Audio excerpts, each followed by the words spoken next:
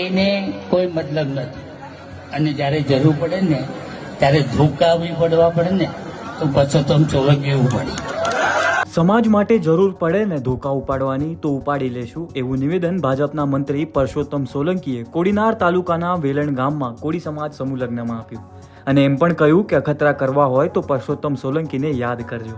એને કોઈ મતલબ નથી અને જ્યારે જરૂર પડે ને ત્યારે ધોકાવી પડવા પડે ને તો પરસોત્તમ સોલંકી પડે. એમાં તમે કોઈ ચિંતા નહીં કરતા. આવી જાઓ મારા બંગલે. ભાવનગર રહું છું, ગાંધીનગર રહું છું, ઉના રહું છું. તમારે શું છે, આવો અને તમારા અખતરા કરવા હોય ને તો પરસોત્તમ સોલંકીને યાદ કરજો. બધા ભાષણો કરતા હોય પણ હું માનું નથી, મને નતા આવડતું. કેમ કે રાજકારણ તો બધા કરતા હોય, રાજકારણ કરે. મારે અહીંયા તમારે ક્યાં મત લેવો આવવાના?